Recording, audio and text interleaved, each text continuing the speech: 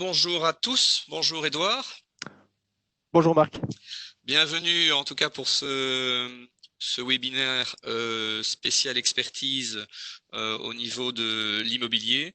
Il nous paraissait utile de profiter un peu de cette période pour faire un point sur ce sujet qui vous tient à cœur, qui est l'immobilier et l'immobilier coté, et de voir un petit peu dans la situation actuelle où se situent un petit peu nos convictions et ce qu'on pense des différents sous-secteurs de l'immobilier.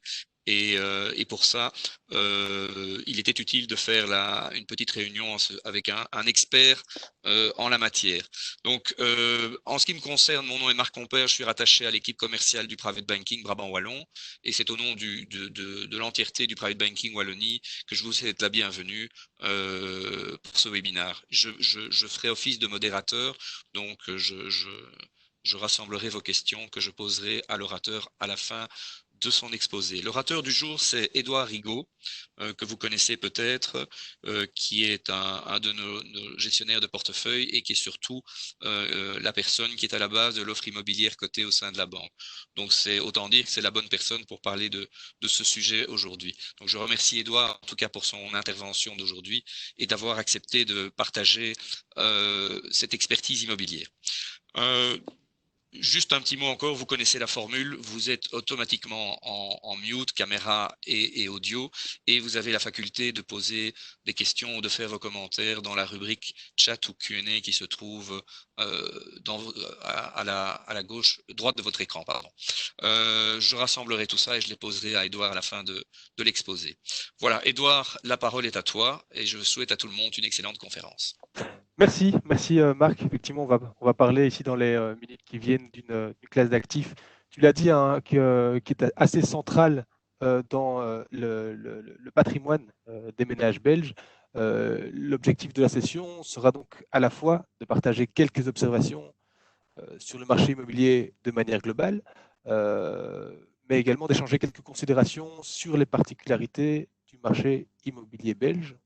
On reviendra aussi sur les tenants et aboutissants de l'immobilier en tant qu'investissement. Et alors, dans la seconde partie de cet exposé, on prendra le temps de nous pencher sur les particularités de l'immobilier papier, c'est-à-dire l'immobilier qui se traite en bourse, donc sur les marchés financiers. L'objectif étant de souligner quelles sont les spécificités et les mérites de l'immobilier en tant que classe d'actifs et présenter également les tendances sectorielles que nous observons aujourd'hui dans la crise sanitaire et économique que nous traversons pour le moment. Finalement, nous clôturerons cette session par une petite présentation de l'offre que Degroof Petercam, en tant que banque privée et professionnel de l'investissement, peut vous proposer en matière immobilière. Donc, commençons, si vous le voulez bien, par quelques observations au sujet de l'immobilier dans sa globalité, en revenant peut-être sur la manière dont l'immobilier a performé, l'évolution des prix immobiliers de façon globale sur ces 20 dernières années. Ce que vous voyez ici, ce sont les chiffres du Fonds monétaire international qui nous montrent que les prix immobiliers depuis une vingtaine d'années ont progressé de 69%, vous voyez ici, et que finalement, l'immobilier, dans sa globalité, a été un bon rempart contre l'inflation, l'évolution des prix. L'inflation qui a été de 44% sur la même période. Ce qu'il est intéressant de voir aussi, c'est que cette évolution positive, et là on suit ma souris, ne s'est pas faite sans à-coup. On a connu des périodes de baisse au niveau de l'immobilier, notamment lors de la crise financière de 2008-2009 qui avait débouché sur la crise des subprimes. Ce qu'il est important de mentionner également, c'est que cette évolution d'une septantaine de pourcents, elle masque un caractère très hétérogène de l'évolution des marchés immobiliers des différentes zones géographiques en Europe, aux États-Unis, par ailleurs. Si on fait un zoom justement sur la manière dont se sont comportés les marchés immobiliers de par le monde et l'évolution des prix dans les différentes zones géographiques, on constate effectivement qu'il y a une très grande hétérogénéité des marchés immobiliers entre d'un côté une très bonne tenue en 2019 des prix sur les marchés immobiliers de l'Est de l'Europe, la Slovaquie, la Slovénie, l'Estonie, la Lettonie. On a eu une très très bonne tenue du marché immobilier luxembourgeois aussi. Et par ailleurs, situation un petit peu plus difficile sur certains pays comme l'Ukraine, la Turquie, Hong Kong, des pays dans lesquels en fait la situation politique et économique a pesé sur le marché immobilier local. Qu'en est-il de la Belgique? On le voit ici. La Belgique se trouve plutôt dans la première partie du peloton, a plutôt été un bon élève sur l'année 2019. On a eu en Belgique une progression de 3% en moyenne des prix sur le marché immobilier résidentiel. On a une vision et un caractère hétérogène des prix au niveau de l'immobilier mondial. On observe la même image si on zoome sur l'évolution de l'immobilier dans la zone euro. Ici, on regarde dans le rétroviseur pour voir ce qui s'est passé au niveau des 12 dernières années sur la plupart des marchés immobiliers de la zone euro. Ce qu'on constate effectivement, c'est que d'un côté, on a eu des marchés immobiliers en difficulté, notamment au sud de l'Europe, avec des prix aujourd'hui en Espagne et en Italie, vous le voyez ici, qui sont une vingtaine de pourcents inférieurs à ce qui était observé en 2007, il y a plus de 12 ans. Et à contrario, on voit que des marchés comme le marché luxembourgeois ou le marché allemand ont des prix qui ont presque doublé sur la même période de temps. Intéressant de voir que la Belgique, de nouveau, ici, est un relativement bon élève, dans le sens où les prix immobiliers ont progressé d'une trentaine de pourcents depuis 2007. On a vu à deux reprises que la Belgique est plutôt un bon élève et a eu une progression positive des prix immobiliers ces 10 dernières années. Est-ce que pour autant, on doit considérer que les prix en Belgique, les prix de l'immobilier résidentiel, sont élevés par rapport aux prix qui sont observés chez les voisins? Une manière de répondre à cette question, et c'est l'exercice qui est mené ici, c'est de comparer le prix de l'immobilier résidentiel aux revenus annuels qui sont obtenus par les ménages belges en moyenne. Ici, on voit sur la gauche une étude qui a été menée par le consultant Deloitte en 2018 et qui nous montre qu'en fait, actuellement, en Belgique, il faut, pour investir dans le prix moyen d'un appartement de 70 mètres carrés qui respecte les dernières normes environnementales, il faut en moyenne 4 années de revenus pour s'offrir ce type d'appartement. C'est un chiffre qui est bien inférieur à ce qui est observé au niveau de l'Allemagne, au niveau de l'Italie ou au niveau de certains pays d'Europe de l'Est. Donc malgré une évolution qui est assez positive ces 10 dernières années, eh bien, l'immobilier belge reste un immobilier qui est accessible. Alors, on a parlé d'évolution des prix depuis 20 ans de manière globale, depuis une dizaine d'années au niveau de la zone euro. Si on devait récapituler en fait les différentes variables qui expliquent l'évolution des prix, eh bien, on peut en répertorier au moins 4. Il y a une variable qui est une variable financière, l'évolution de la politique monétaire, qui elle-même va guider la trajectoire des taux d'intérêt. On a deux variables économiques, l'évolution du pouvoir d'achat des ménages, donc leur capacité à s'offrir un logement, l'évolution de la dynamique économique, qui est mesurée sous la forme de l'évolution du produit intérieur brut des différentes zones géographiques. Et puis finalement, l'urbanisation et l'évolution de la démographie. Quelle est la vitesse de formation des ménages, quelle est la vitesse de progression de la population, quelle est la vitesse de l'urbanisation. Et c'est ces 4 variables qui expliquent une grande partie de l'évolution de la formation des prix sur le marché immobilier. Et donc, conclusion, attention de ne pas tirer uniquement et de ne pas lier l'évolution des prix immobiliers uniquement à l'évolution des taux d'intérêt. Il y a d'autres variables qui rentrent en jeu dans cette analyse. Alors, on a aussi évoqué à l'instant une évolution positive des prix sur les marchés immobiliers depuis une vingtaine d'années, plus 70% depuis l'an 2000. Est-ce que pour autant, on doit considérer que le marché immobilier est un marché qui est stable de manière permanente? La réponse est non. Il y a des éléments d'instabilité qui peuvent provoquer des déséquilibres sur le marché immobilier. Ces éléments d'instabilité, ils sont au moins au nombre de 4. À côté des éléments formateurs de bulles comme une hausse des prix exacerbée due elle-même à un excès d'optimisme de la part des investisseurs. On a également des considérations plus financières, une augmentation exagérée de l'endettement des ménages, elle-même due à un assouplissement des conditions de crédit qui peut engendrer une augmentation ou un déséquilibre trop important sur le marché financier. On l'a constaté, par exemple, encore il y a une quinzaine d'années au niveau de l'immobilier californien, avec un assouplissement trop important des conditions d'octroi de crédit entre l'année 2003 et 2007, ce qui a provoqué un déséquilibre sur l'immobilier local qui a débouché sur la crise des subprimes, on s'en souvient tous. Dernier élément d'instabilité sur les marchés immobiliers, c'est une offre excédentaire, hausse trop importante des mises en chantier qui ne rencontrent pas suffisamment de demandes. C'est un phénomène auquel on a assisté par exemple au niveau de l'immobilier résidentiel espagnol, de nouveau au début du XXIe siècle. Alors, ces différents éléments d'instabilité ont créé des périodes de baisse sur le marché immobilier. Je vous cite ici quelques dates qui sont restées connues dans l'histoire, que ce soit à la fin du 19e siècle, lorsque la crise franco-prussienne avait provoqué une baisse importante de la valeur de l'immobilier à Paris, à Berlin ou à Vienne. Les années 1920, quand on avait assisté à une importante bulle immobilière sur l'immobilier donc floridien, et forcément la crise des subprimes en 2007 qu'on vient d'évoquer, avec un ralentissement très très important et une baisse de la valeur de l'immobilier au niveau des États de l'Ouest et du centre des États-Unis. Voilà, on a discuté de l'immobilier de manière globale, de l'immobilier européen. Qu'en est-il de l'immobilier belge? Comment est-ce qu'il se démarque des autres considérations que l'on peut apporter sur les marchés voisins?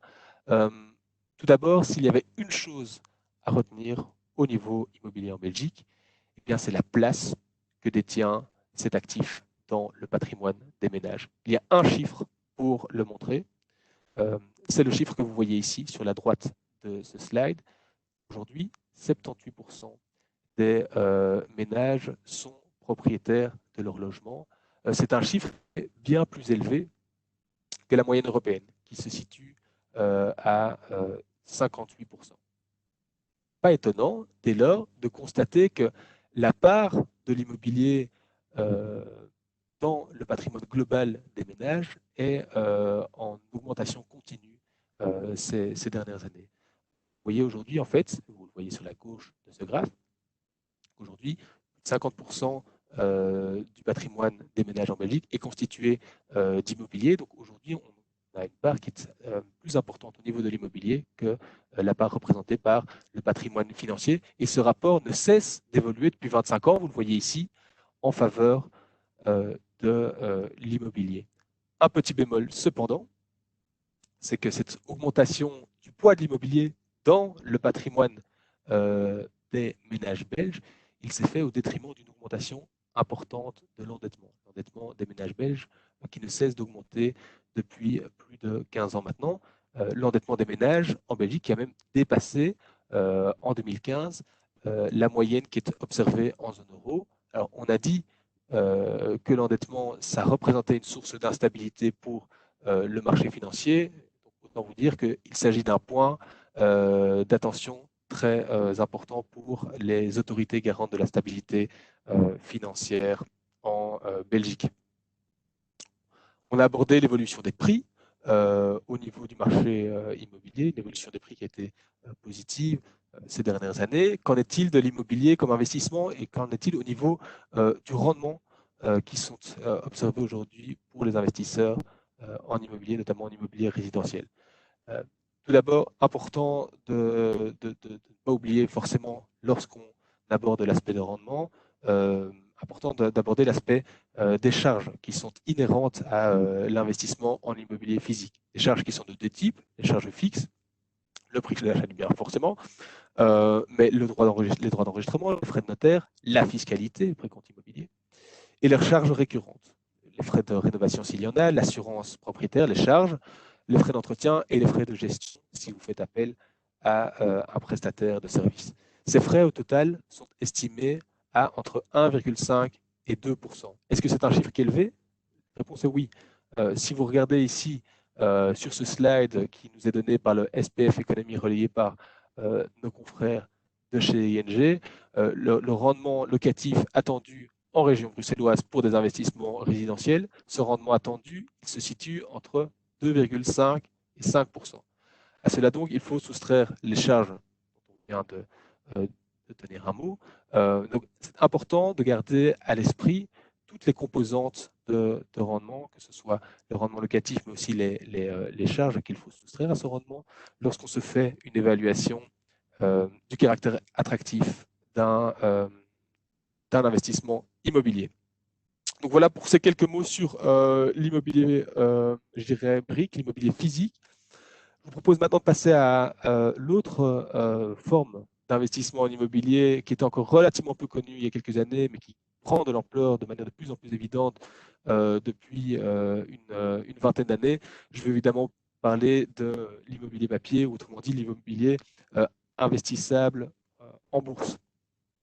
Et c'est vrai que si on fait une cartographie des différents types d'immobilier papier qui sont à disposition de l'investisseur, et on constate qu'à côté des club deals, hein, qui sont ces réunions d'investisseurs privés pour l'achat d'un bien immobilier identifié comme des achats d'hôtels ou des achats de complexes résidentiels, à côté aussi des certificats immobiliers qui sont des titres de créance qui donnent droit à une partie proportionnelle du loyer du prix de vente d'un bien immobilier, comme les Woluwe Shopping Center Certificates euh, que vous connaissez peut-être. Et bien, à côté de ces deux types d'immobilier papier, se sont créés il y a quelques années, en 1995, pour être précis, au niveau de la Belgique, les sociétés immobilières cotées en bourse. On appelait autrefois SICAFI, qu'on appelle aujourd'hui SIR, Société immobilière réglementée, des sociétés donc, qui investissent dans un panier diversifié de biens immobiliers et dont les titres de propriété, donc les actions, peuvent être échangés tous les jours à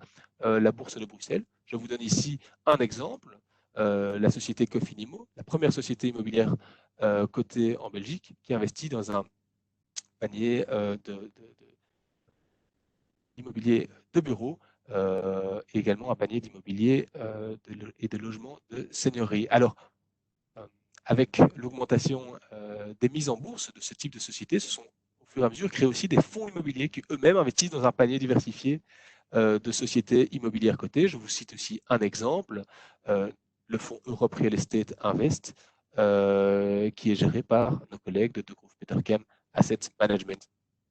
Si on étend cette cartographie en regardant ce qui se fait chez nos voisins via une petite ligne du temps, ce qu'on constate, c'est que comme souvent en matière immobilière et en matière surtout financière, ce sont les États-Unis qui ont été les pionniers dans la création de ce statut particulier de société immobilière cotée en bourse via la création du statut REIT, Real Estate Investment Trust, dès l'année 1960.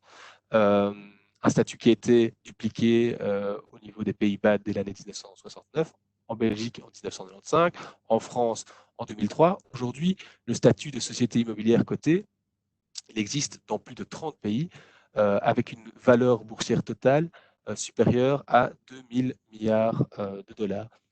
Donc un univers qui est devenu relativement vaste. Si on regarde la situation en Belgique, on a un marché des sociétés immobilières cotées qui est composé d'une petite vingtaine de sociétés avec une valeur de portefeuille totale de 19 milliards. C'était le cas à la fin de l'année 2018. Nous avons un marché des sociétés immobilières cotées qui effectivement est en pleine expansion. Alors, quelles sont les particularités, venons à ça maintenant, de cette classe d'actifs? Quelles sont les particularités des sociétés immobilières cotées? Qu'est-ce qui distingue cette classe d'actifs aux investissements plus traditionnels comme les actions et les obligations? Première chose qu'il est important de garder à l'esprit, on parlait du statut de société immobilière cotée. Ces sociétés ont effectivement un statut dans le sens où elles ne sont pas assujetties à l'impôt des sociétés, pour autant qu'elles observent un certain nombre de règles qui visent à protéger leurs actionnaires. Ces règles sont au nombre de 4. Il y a des règles de diversification. Maximum 20% des investissements de la société peuvent être réalisés sur un seul bien. Donc, de posséder un panel diversifié d'actifs en portefeuille est requis. Des règles de liquidité, au moins 30% du capital de la société doit pouvoir être échangé en bourse, s'assurer une bon échange de ce type de société au niveau boursier. des règles d'endettement, de manière à assurer le fait de maintenir un bilan sain pour ces sociétés. Ces sociétés, de façon très concrète, ne peuvent pas dépasser un ratio d'endettement de 65% de la valeur des actifs. Et finalement, des règles de distribution. Au moins 80% du résultat locatif net doit être reversé aux investisseurs et aux actionnaires sous forme de dividendes. On faisait référence au fait que depuis la création de ce statut en Belgique en 1995, eh bien, nous avons eu des sociétés qui se sont mises en bourse dans une série diversifiée de secteurs immobiliers, que ce soit le résidentiel, le bureau, le commerce, la logistique ou la santé. Et donc, il y a une vraie possibilité aujourd'hui pour les investisseurs de constituer des portefeuilles diversifiés en matière immobilière. Donc, pour résumer, nous avons un actif qui bénéficie d'une visibilité des cash flows. Le portefeuille de ces sociétés, il est connu, il est communiqué au marché et aux analystes financiers. Donc la capacité de ces sociétés à générer du rendement locatif l'est tout autant.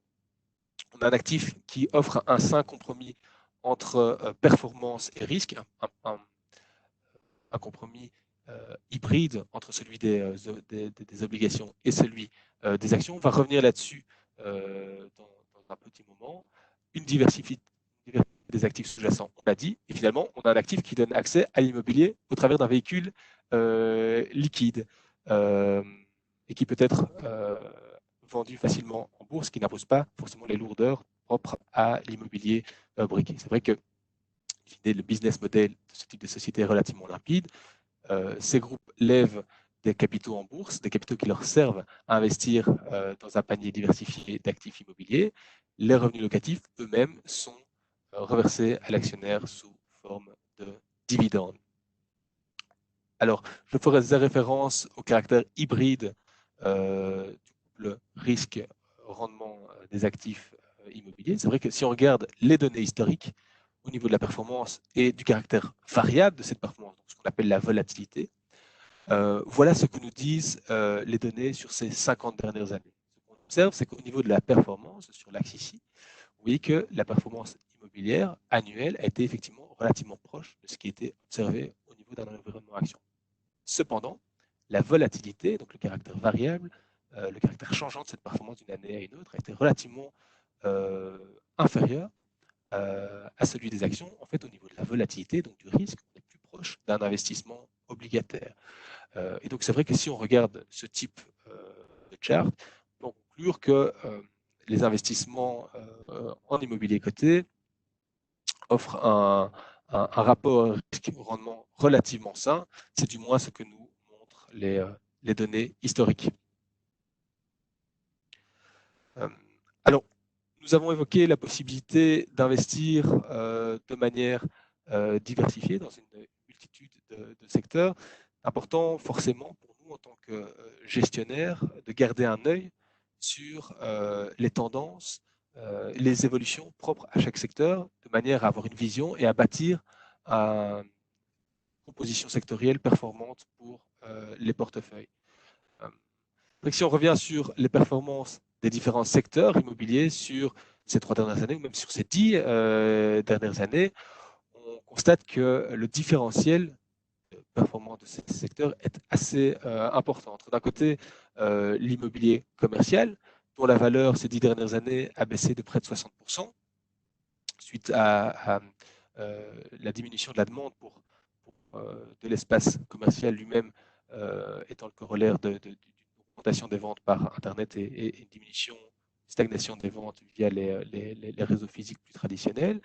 Et de l'autre côté du spectre, une augmentation, une prise de valeur très très importante de l'immobilier résidentiel. Donc avoir un œil et une vision relative à ces différents secteurs est essentiel en tant que gestionnaire et investisseur sur le domaine immobilier. C'est vrai que si on fait un focus sur l'évolution de la situation sur l'année 2020, eh bien ce qu'on constate, c'est une très très grande polarisation du marché entre les secteurs qui sont très recherchés aujourd'hui et qui sont les secteurs qui bénéficient d'une certaine résilience au contexte économique et sanitaire que nous traversons. Ces secteurs sont typiquement le secteur résidentiel ou le secteur industriel, qui ont bénéficié d'une bonne résilience cette année, et d'un autre côté, des secteurs qui souffrent d'une importante désaffection de la part des investisseurs, typiquement le secteur qui est le plus en difficulté d'un point de vue boursier, c'est le secteur de l'immobilier commercial. Ce qu'il est intéressant de voir aussi, c'est que les valorisations en matière immobilière, là où elles avaient tendance historiquement à évoluer de concert, eh bien, ont entamé un processus très impressionnant de divergence depuis à peu près 2 ans. Aujourd'hui, les valorisations dans l'immobilier commercial offrent une décote de 70%, les valorisations boursières, par rapport aux valeurs d'expertise des portefeuilles gérés par ces sociétés.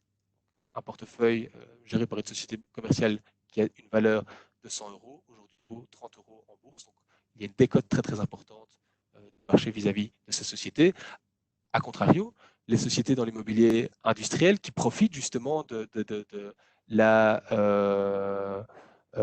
la montée en puissance des ventes par Internet et donc de la demande supérieure qui est observée au niveau de l'immobilier de stockage, eh bien, ces sociétés-là traitent avec une prime. Donc les investisseurs acceptent de payer une prime pour s'offrir ce type de société en portefeuille.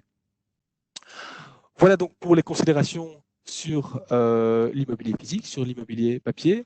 Un dernier mot peut-être sur la façon dont la banque de Grove Petercam peut vous accompagner dans vos investissements en immobilier coté. Il faut savoir que la banque a développé depuis plus de 20 ans maintenant une vraie expertise dans la matière, que ce soit en corporate finance ou en service d'analyse financière ou en termes de gestion de fonds. Nous avons parallèlement, et Marc y a fait allusion au début de cette présentation, ouvert la possibilité, il y a quelques années, de bénéficier d'une gestion de portefeuille dédiée au secteur immobilier et supervisée par un professionnel de l'investissement. La sélection de titres qui est effectuée au sein de ce secteur est la résultante d'une application de filtres quantitatifs, la valorisation des sociétés en question, la situation bilantaire de ces sociétés, l'application de filtres qualitatifs également, quelle est la qualité du portefeuille, quelle est la qualité de la gouvernance de la société, pour déboucher sur un portefeuille qui offre un bon degré de diversification et de complémentarité des positions. L'objectif étant aussi de constituer un portefeuille qui est diversifié d'un point de vue sectoriel, le secteur résidentiel, les logements étudiants, le secteur de la santé, le secteur logistique, tout en établissant la promotion de thématiques que l'on considère comme étant porteuses sur le long terme. Nous en abordons ici quelques-unes, la consolidation du marché résidentiel, notamment en Allemagne, qui est une vérité avérée depuis une petite dizaine d'années maintenant, l'augmentation des besoins en logement en maison de repos, l'augmentation des besoins en immobilier logistique, qui est le corollaire de la montée en puissance de l'e-commerce. La liste de convictions qui est établie au niveau de la banque privée, elle est aussi la résultante d'interactions qui sont opérées entre notre service d'analyse financière, notre service de gestion de fonds, qui finalement viennent nourrir notre comité de sélection de valeur par leur expertise. L'objectif étant in fine de tirer toute la quintessence de Degroof Petercam en matière immobilière. L'objectif de cette organisation est également d'établir et de gérer un portefeuille qui se veut être diversifié tant d'un point de vue sectoriel que géographique, et de tirer également parti de la qualité de notre recherche financière, tout en maintenant, et ça c'est important, une indépendance dans le processus d'investissement et une cohérence dans la méthodologie d'investissement. Voilà qui conclut ma présentation. Si vous avez des questions, elles sont évidemment les bienvenues.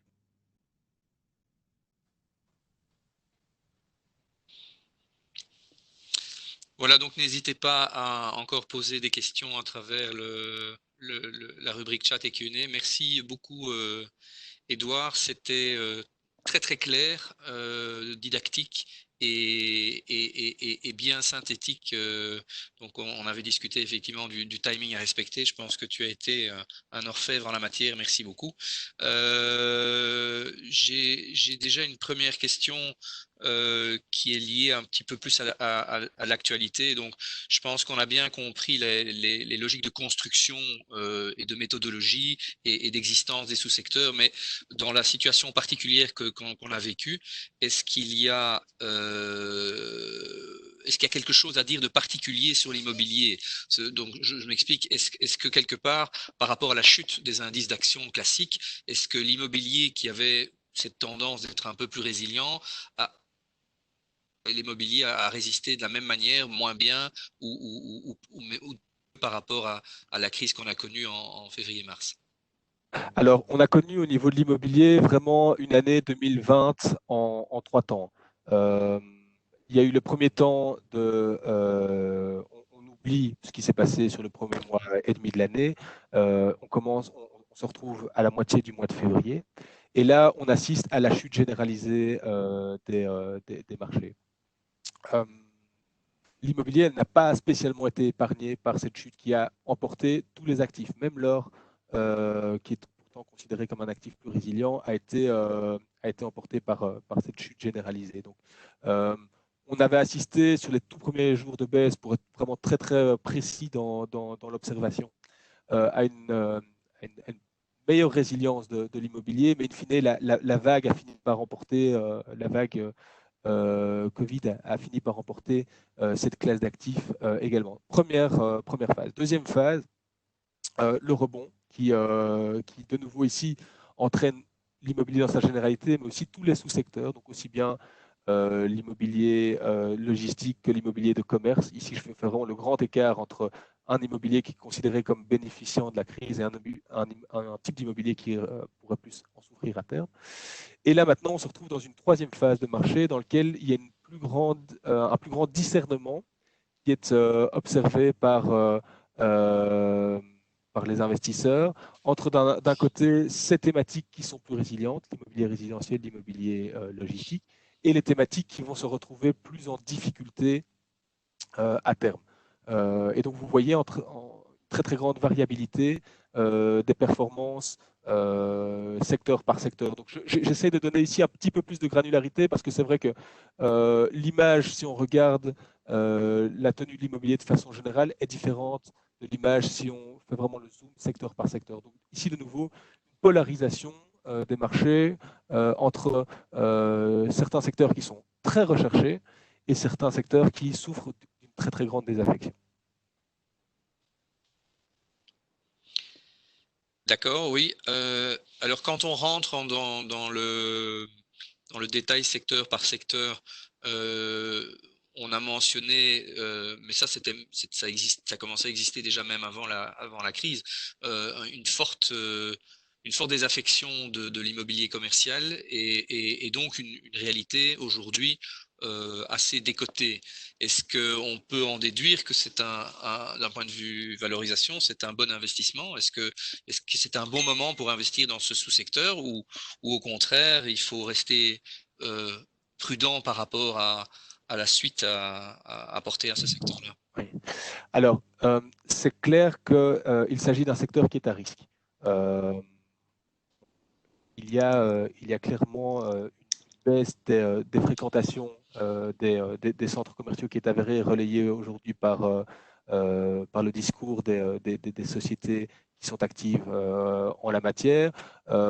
Pour vous donner une petite idée, la fréquentation aujourd'hui qui est annoncée par les sociétés foncières actives dans le domaine de l'immobilier commercial font état d'une fréquentation qui est à hauteur de 80 jusqu'à 85% de ce qui était observé avant crise. En matière de loyers collectés, sur les mois d'avril, on a des niveaux de loyer qui correspondent plus ou moins à 20% pour les centres commerciaux et 50% pour ce qu'on appelle les retail parks, donc les foncières dans l'immobilier commercial de périphérie, donc 20 à 50% de ce qui était collecté de nouveau avant crise. Donc ici, on a des sociétés, il ne faut pas oublier que ces sociétés, même si elles doivent observer des ratios très stricts en matière d'endettement, restent des sociétés qui sont plus endettées que la moyenne des sociétés qui sont cotées sur les marchés financiers. Et donc, ici, la recommandation serait plus d'opter pour des sociétés qui bénéficient d'un bilan qui est sain et qui bénéficient de portefeuilles qui sont qualitatifs. On a ici eu l'exemple en Angleterre de la société Intu, qui valait donc, une des premières foncières en immobilier commercial anglais, qui valait encore 5 milliards de dollars en 2015 et qui a déposé le bilan tout récemment. Par contre, de l'autre côté du spectre, on a des sociétés qui ont été emportées par la vague Covid et qui ont été doublement sanctionnées du fait qu'elles sont actives dans l'immobilier commercial, mais qui à un moment donné ont rebondi de 50 jusqu'à 60% parce que en quelques semaines, parce que cette sanction apportée par le marché était trop lourde. Donc oui, il y a de manière générale, attention à l'immobilier commercial, mais oui, il va y avoir des opportunités pour les sociétés qui bénéficient de bons portefeuilles avec une bonne situation financière sans problème de liquidité ni de solvabilité. Ces sociétés-là commencent à offrir des points d'entrée qui sont intéressants si on a une perspective long terme. D'accord, merci Edouard. Et une autre question sur un aspect rendement, liquidité, rendement. Donc une des raisons souvent citées pour investir dans une partie de son patrimoine dans une poche immobilière cotée, c'est aussi l'aspect dividendaire et donc le fait d'avoir un rendement récurrent qui vient jouer en plus d'une espérance d'augmentation de croissance. Dans le cadre justement de cette raison d'investir en immobilier, est-ce qu'on peut considérer aujourd'hui que le niveau des dividendes est soutenable dans le contexte actuel? Alors ici, ça va vraiment dépendre de nouveau d'un secteur à l'autre. Donc ça, je pense que vous avez bien compris que la crise ou le contexte qu'on connaît pour l'instant n'affecte pas tous les sous-secteurs immobiliers de la même manière. Euh, il faut savoir qu'il y a quelques sociétés, on revient sur l'immobilier commercial, qui se traitent aujourd'hui avec des rendements de dividendes de l'ordre de 20%. Quand on a un rendement du dividende de 20%, cela signifie que le marché prend l'hypothèse que ce dividende, effectivement, à un moment donné ou un autre, va être coupé. Alors, est-ce qu'il y a des dividendes qui ont été coupés? La réponse est oui. Effectivement, pour la plupart des sociétés commerciales, on faisait état du fait qu'elles ont collecté seulement 20 à 50% de leur loyer espéré sur les mois d'avril et à peine mieux sur les mois de mai-juin. Elles n'ont plus les moyens aujourd'hui de payer encore des dividendes à leurs actionnaires. Donc, ici, la réponse est oui. Pour les sociétés dans les secteurs qui sont un peu moins directement touchés par le contexte actuel, ce que l'on voit de plus en plus, ce sont des dividendes qui sont versés non pas en liquidité, mais en titres, ce qui leur permet en fait de quand même rétribuer l'actionnaire sans devoir faire des cash outflows et donc finalement par cette manière-là renforcer leur bilan. Donc de manière générale, le rendement du dividende pour l'univers immobilier a augmenté parce que les valeurs immobilières sont à la baisse. Cela dit, effectivement, on a quelques dividendes qui sont remis en question. Sur le plus long terme, l'aspect dividendaire reste une grande force de l'investissement en immobilier. Donc pour cela, on conserve la même analyse si on prend le spectre sur le plus long terme. D'accord, merci Edouard. Et peut-être d'un point de vue pratico-pratique, pour être en bonne transparence avec les us et coutumes chez nous, est-ce que tu peux nous rappeler les critères d'investissement dans ce type d'actifs chez nous? Quels sont les seuils à prévoir? Alors, pour bénéficier d'un accompagnement par un spécialiste de l'immobilier, on demande à avoir une gestion qui est sur mesure, une gestion sur mesure pour laquelle le seuil est de 2 millions d'euros. Ça ne veut pas dire que la poche immobilière doit avoir une taille du chiffre que je viens de mentionner, mais bien le fait de pouvoir bénéficier d'une gestion sur mesure dont le seuil est fixé à 2 millions d'euros. Voilà ce qui est. Voici les critères en fait de la banque de Groof Petercam en la matière. Ok, mais donc de manière très concrète, ça veut dire que dès lors qu'on est dans une approche en gestion discrétionnaire, avec un seuil d'actifs sous gestion de l'ordre de 2 millions d'euros, on peut imaginer de manière spécifique une poche immobilière de 250 ou 500 000 euros, par exemple. Tout à C'est fait, comme ça. absolument, Ok, absolument. Donc ici, le seuil est vraiment lié à la constitution et à la possibilité d'accord. de bénéficier d'une gestion sur mesure. Parfait. Ben, écoute, de mon côté, moi, je n'ai pas d'autres questions. J'ai vu que j'avais une demande, en tout cas, pour partager des performances de certains fonds. Ceci ne peut pas se faire à travers une présentation ouverte comme celle-ci, mais que la personne n'hésite pas à contacter son chargé de relations ou de se diriger naturellement sur notre site de Grove Petercam dans la rubrique Funds, et toutes les infos s'y trouvent. Mais par facilité, si elle préfère, elle peut s'adresser à son chargé de relations qui se fera un plaisir de lui fournir. Voilà, donc moi je n'ai pas d'autres questions, donc on peut clôturer ici. Merci beaucoup Edouard pour la présentation, la clarté du propos, et merci à vous tous pour la participation, et je vous souhaite un très bel été. À bientôt. Merci à Au tous. revoir. Au revoir.